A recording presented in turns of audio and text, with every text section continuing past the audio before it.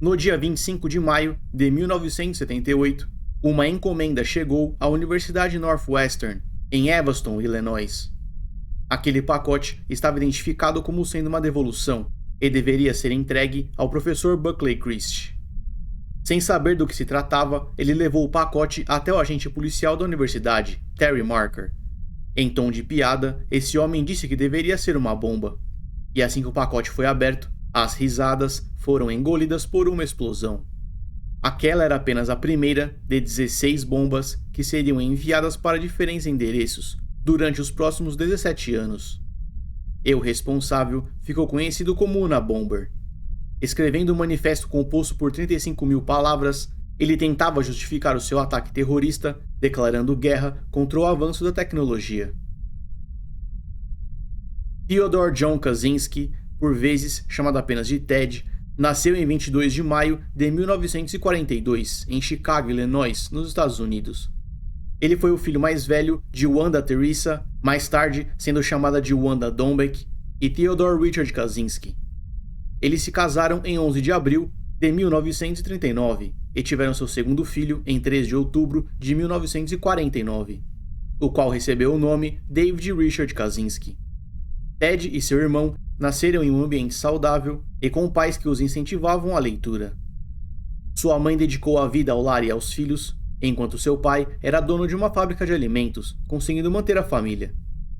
Por vizinhos, esse casal foi descrito como simpático e que sacrificavam tudo o que tinham pelos filhos.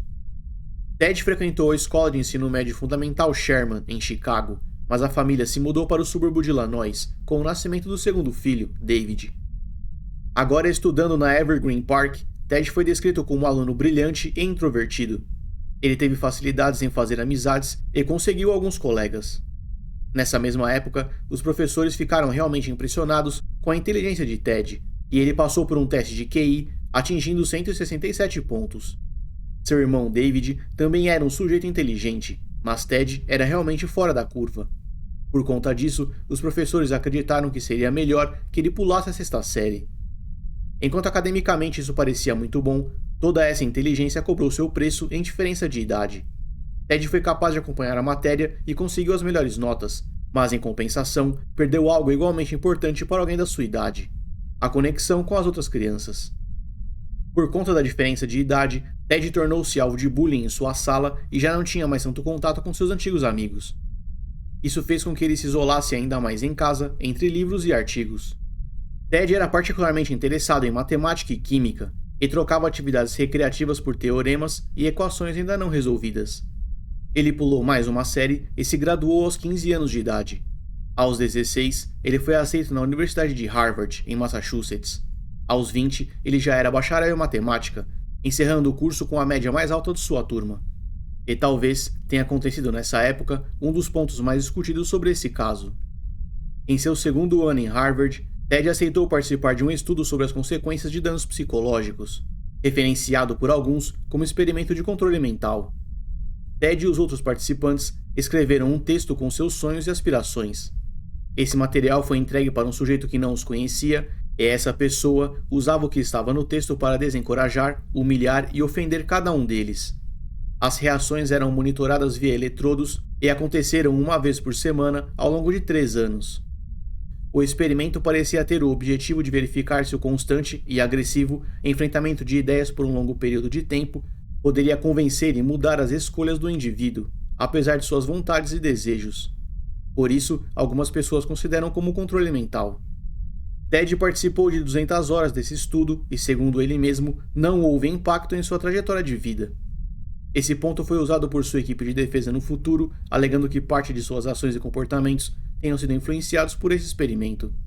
Mas o que realmente levou as pessoas a criarem teorias da conspiração foi o psicólogo de Harvard responsável por esse experimento na época, Henry Murray.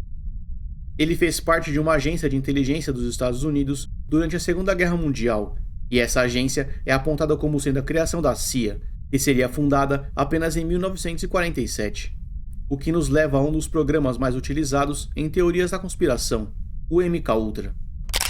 Esse foi um experimento ilegal conduzido em humanos sem consentimento.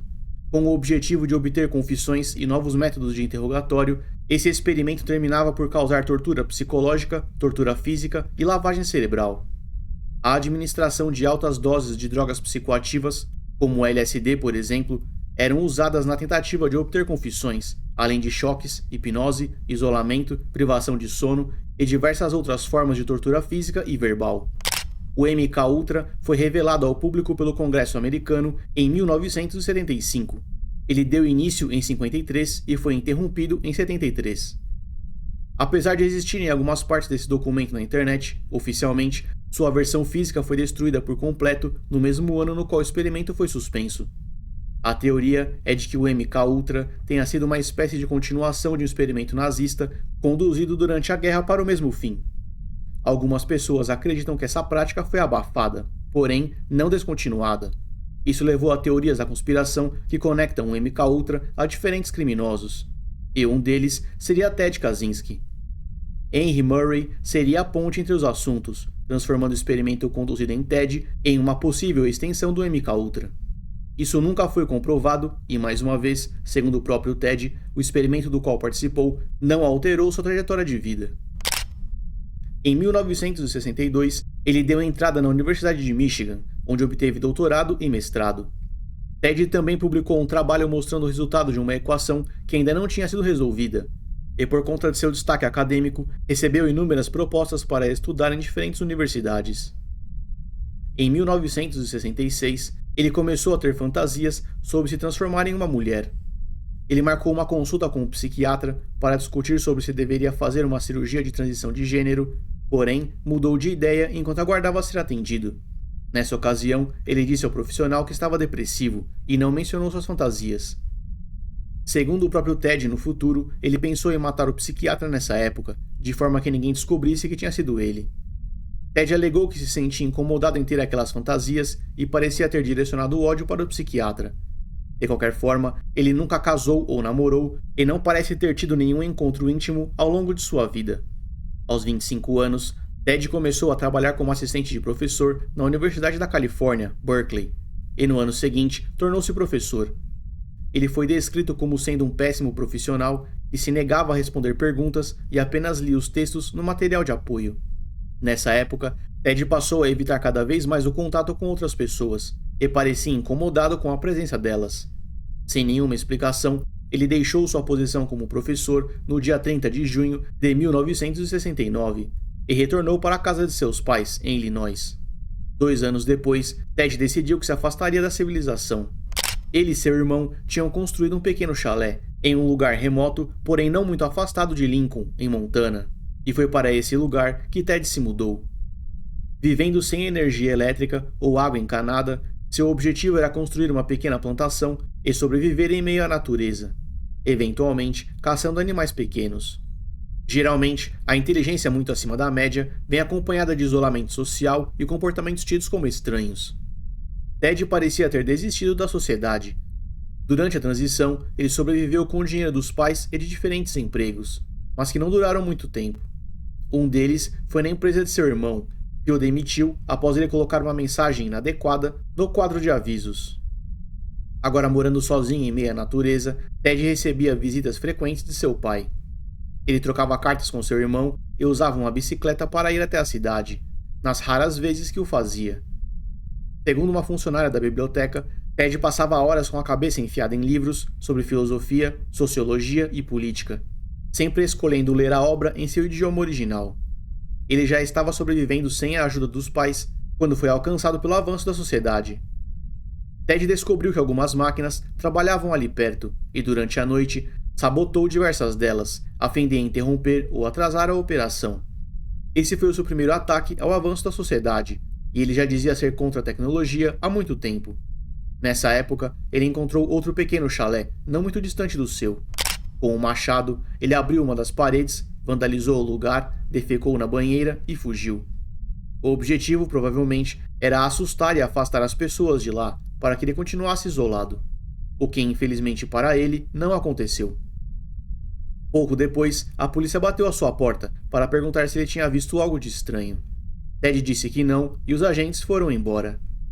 Os proprietários do chalé vandalizado eram um casal que prontamente apontaram Ted como alguém pacífico, tirando ele da lista de suspeitos. Esse foi o quão perto a polícia esteve de pegar o criminoso antes mesmo da primeira bomba.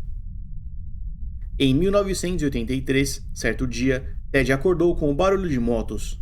Um grupo de pessoas estava usando aquela área para atividades recreativas, mas na visão de Ted, elas estavam apenas corrompendo seu silêncio. O som distante de aviões passando por ali deram a certeza de que Ted jamais conseguiria escapar da civilização. Revoltado, ele subiu em sua bicicleta e seguiu para um local ainda mais distante, próximo a uma cachoeira. Ele dizia que aquele lugar era perfeito e costumava ir para lá às vezes. Porém, nesse dia, Ted chegou ao local para encontrar uma estrada recém-construída.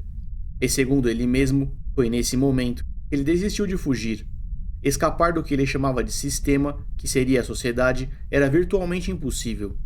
Ted entendeu isso e, furioso, jurou que não mais tentaria escapar do sistema, mas que lutaria contra ele. Em uma entrevista após sua prisão, ele disse: "Eu voltei ao platô e quando cheguei lá, descobri que tinham construído uma estrada bem no meio dele. Você não consegue imaginar como eu fiquei chateado. Foi a partir desse momento que decidi que, em vez de tentar adquirir mais habilidades na natureza, trabalharia para lutar contra o sistema. Vingança." Essas eram declarações muito perigosas que, na época, ecoaram pelo isolamento sem chegar ao conhecimento de ninguém. Enquanto Ted pensava em uma forma de vencer o sistema, ele recebeu uma notícia que não ajudaria em nada sua já comprometida saúde mental. Em 1990, seu pai foi diagnosticado com câncer de pulmão, em um estágio já terminal. No dia 2 de outubro daquele mesmo ano, esse homem tirou a própria vida em casa, via disparo de arma de fogo na cabeça. Esse evento traumático não só afundou Ted em pensamentos ainda mais sombrios, como também interrompeu a única visita que ele tinha. Sozinho e com ódio do mundo, ele deu início à sua vingança.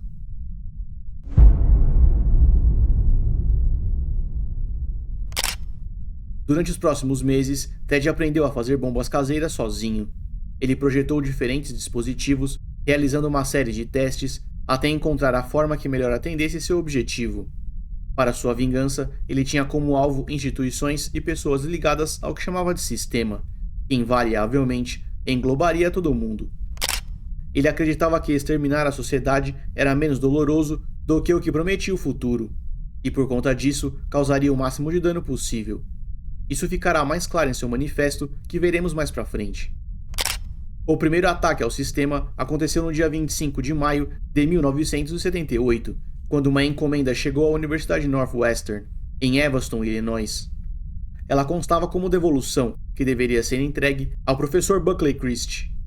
Sabendo que aquele pacote não era para ele, e acreditando que seria apenas um engano, esse professor levou a encomenda até Terry Marker, o policial da universidade. Esse homem fez um comentário em tom de piada, dizendo que deveria ser uma bomba. E, infelizmente, ele estava certo. Assim que aberto, o pacote explodiu, causando cortes e queimaduras no policial. A explosão não foi muito potente e não causou danos ao professor. Terry foi encaminhado ao hospital com ferimentos leves e conseguiu sobreviver. Uma investigação foi iniciada, porém não teve sucesso.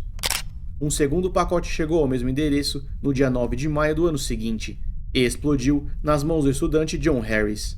Ele teve ferimentos leves e conseguiu sobreviver. Mesmo com a diferença de um ano, esse segundo pacote assustou a polícia e previa algo muito pior por vir. E eles estavam certos. Em 15 de novembro de 1979, o voo 444 da American Airlines deixava Chicago a caminho de Washington, quando durante o percurso uma explosão aconteceu dentro da aeronave. Ao menos 12 passageiros inalaram fumaça, mas ninguém veio a óbito. O avião não sofreu danos graves e o piloto foi capaz de pousar em segurança. A companhia aérea nunca soube explicar como aquele artefato chegou ao avião. Aqueles não eram ataques de um criminoso convencional, eram atos de terrorismo. E ao examinar as bombas, a perícia teve a certeza de que se tratava da mesma origem. Em algumas das peças, as iniciais FC foram encontradas gravadas de alguma forma. Hoje sabemos que essas bombas foram enviadas por Ted Kaczynski, e ele usou essa sigla para se referir ao Freedom Club, que em tradução livre seria Clube da Liberdade. Por conta da gravidade, a investigação estava nas mãos do FBI, que na época não sabia dizer se aquilo vinha de um grupo organizado ou não. O Freedom Club foi criado pelo próprio Ted, justamente para que a polícia acreditasse que se tratava de um grupo, quando na verdade era apenas um indivíduo. Nunca existiu nenhuma evidência que apontasse para a participação de outra pessoa, além de Ted, e ele também nunca mencionou receber ajuda. Ao longo de 17 anos, 16 bombas foram enviadas pelo correio ou deixadas em algum local. Das 16, apenas 2 foram desativadas a tempo pela polícia, enquanto todas as outras foram detonadas. Ao todo, 23 pessoas ficaram feridas e outras 3 vieram a óbito. Hugh Scruton, dono de uma loja de informática, faleceu em Sacramento, na Califórnia, no dia 11 de dezembro de 1985. Thomas Moser, um executivo de uma empresa de comunicação, faleceu em Nova Jersey, no dia 10 de dezembro de 94. E Gilbert Brent Murray, um lobista da indústria madeireira, faleceu também em Sacramento, na Califórnia, em 24 de abril de 95. Todos vieram a óbito por ferimentos causados pela explosão. Para as outras bombas, pessoas perderam dedos, audição, visão e tiveram uma série de outros ferimentos não letais, além de danos causados também a propriedades e itens pessoais. Em sua maioria, as bombas tinham como destino universidades e empresas ligadas à tecnologia e aviação. O FBI chegou a coletar um retrato falado do suspeito, mas eles nem ao menos sabiam se se tratava de um único indivíduo ou não. Muito menos se a pessoa vista deixando um dos pacotes era a mesma que teria construído a bomba. Em nenhum dos explosivos, a perícia conseguiu coletar algo que ajudasse na investigação. Eles procuravam por material genético, fios de cabelo ou digitais. Algumas digitais foram encontradas dentro de ao menos um dos pacotes, mas não pertenciam a Ted. Elas foram implantadas por ele para atrapalhar a investigação do FBI, e conseguiu. Tudo isso indicava que o criminoso tinha algum conhecimento sobre ciência forense. Ao longo de 17 anos, os agentes permaneceram no escuro, enquanto os Estados Unidos inteiro entrava em pânico ao receber uma encomenda. Na falta de um nome, o FBI apelidou o caso de Unabomb, que seria uma sigla para bombardeio da universidade e companhia aérea. Adicionou-se o ER no final e Ted recebeu o apelido pelo qual ficaria mais conhecido, Unabomber. Ted já tinha provado para a polícia que seria capaz de continuar aquela série de ataques, e suas ações já estampavam jornais e noticiários há anos. Foi quando, em 1995, ele resolveu entrar em contato. Ted escreveu um manifesto intitulado Sociedade Industrial e o seu Futuro, que foi simplificado pelo FBI como Manifesto Unabomber. Ele enviou esse material exigindo que fosse publicado em algum jornal grande. Caso isso acontecesse, ele prometia que iria interromper os ataques. As autoridades se reuniram para tomar uma decisão e a liderança do FBI na época julgou que seria melhor atender ao pedido do criminoso. No texto enviado, a perícia encontrou algumas digitais que eram diferentes das coletadas anteriormente em um dos explosivos. Essas, por sua vez, eram de Ted, mas como ele não tinha nenhum histórico criminal, seus dados não estavam no banco da polícia. Ele pode ou não ter feito isso de propósito, para passar a sensação de que, de fato, se tratava de um grupo. De qualquer forma, o material enviado foi publicado pelo jornal The Washington Post, em 19 de setembro de 1995, com a última bomba enviada em abril daquele ano, resultando na terceira morte. Ted usou esse momento no qual a polícia estava mais pressionada e desesperada para publicar seu texto. O manifesto de Ted é composto por 35.000 palavras e passa por uma série de tópicos. É uma leitura complexa e neste vídeo resumiremos alguns pontos mais relevantes a fim de tentar entender a motivação para os ataques. Ele começa dizendo que a Revolução Industrial e suas consequências foram um desastre para a humanidade e que as pessoas construíram um mundo no qual os seres humanos não são capazes de se adaptar para sobreviver. Ele apresenta a natureza como alternativa para resolver esse problema e diz que a tecnologia nos transformou em uma sociedade industrializada, onde o sistema é priorizado acima de tudo, inclusive da liberdade humana. O comportamento do indivíduo é moldado para que seja mais efetivo para o sistema, e os seus méritos são definidos por essa habilidade em ser produtivo para o sistema. Ted deixa claro que essa não deve ser uma discussão política e tece críticas tanto para a esquerda quanto para a direita. Ele fala sobre como as raízes de problemas psicológicos não são atacadas, mas ao invés disso, medicamentos para depressão, por exemplo, são administrados para que o sujeito suporte desconfortos que não são tolerados naturalmente. Ted acredita que o avanço da tecnologia é inevitável, visto a quantidade de benefícios que são vendidos, como internet e energia elétrica. Ele alega que essas melhorias são entrelaçadas ao ser humano, eventualmente corroendo a liberdade do indivíduo. Ted usa como exemplo o automóvel, que no passado era apenas um artigo de luxo. Mas hoje, as cidades são projetadas já com o pensamento de que carros existem, removendo a liberdade do pedestre, que tem um caminho pré-determinado para caminhar. Ele também cita o transporte público como restrição de liberdade, uma vez que você precisa ir para onde o transporte vai e se adaptar no processo. Ted alega que somos livres apenas até que nossas ações impactem o funcionamento do sistema. Sendo assim, a liberdade não existe, mas é parcialmente permitida. Ele diz que as necessidades básicas do ser humano são facilitadas ao extremo, como água, comida e abrigo. Por conta disso, somos empurrados para atividades e hobbies intermináveis, que nunca trazem sensação de preenchimento ou felicidade verdadeira. Ele também diz que no futuro, apenas a inteligência artificial seria capaz de controlar e governar a sociedade, tamanha a complexidade do sistema criado. Apenas com esse compilado de resumos de uma parte do manifesto, já podemos perceber algumas coisas. Ted projeta sua falta de objetivos e ambições no texto, o que é comum, e parece trazer a discussão para uma linha mais apocalíptica. Enquanto parte de suas ideias parecem fazer sentido em meio a um texto sedutor, é importante lembrar que Ted tirou a vida de 3 pessoas inocentes via explosão, além de deixar outras vítimas aleijadas ou com danos permanentes de visão e audição. Independente de suas ideias, as ações de Ted foram terroristas, e nunca conseguiram sequer arranhar o problema. Foram 16 bombas e 0 mudanças. Seus ataques não causaram nenhum impacto no avanço da tecnologia. Existe uma grande comunidade ao redor do nome Unabomber, que em sua maioria concorda com seu manifesto, mas entende que a forma escolhida por ele para agir foi errada, e lamenta que ele o tenha feito. O Unabomber é usado em memes já há muitos anos, e aparece como referência em diversos livros, filmes e séries. Além de aparecer em camisetas, ele por vezes é substituído pelo personagem Garfield, por membros mais antigos dessa comunidade. De volta ao seu manifesto, Ted diz que não acredita em uma reforma e alega que existe uma única saída: a destruição. Ele tenta justificar seus ataques, dizendo que o sofrimento será muito maior com o crescimento do sistema, e diz estar iniciando uma revolução. Seu objetivo era trazer o ser humano de volta à Idade da Pedra, para que assim houvesse liberdade e sensação de felicidade verdadeira, através de contato com a natureza.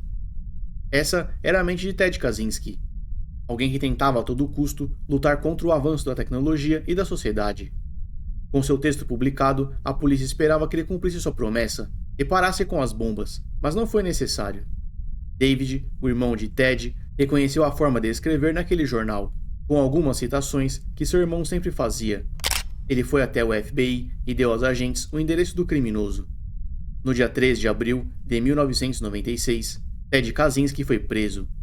O império de terror do Unabomber tinha finalmente chegado ao final. Dentro do chalé, os agentes encontraram os manuscritos originais do texto enviado ao jornal, bem como 40.000 páginas de outros textos contendo descrições de como fabricar bombas e mais críticas à tecnologia. Eles descobriram que Ted esculpia suas embalagens de madeira à mão e encontraram uma bomba já pronta no local, indicando que ele não tinha intenção de parar os ataques. Uma série de outros itens também foram retirados, bem como matérias de jornal sobre o Unabomber e muitos componentes utilizados para a fabricação de bombas. Entre os itens, a polícia também recolheu uma Bíblia. O que pode parecer estranho, uma vez que seus pais eram ateus, apesar de terem nascido em famílias cristãs. Sem muitos comentários, alguns trechos estavam grifados, como o Salmo 23 e os primeiros 3 capítulos de João.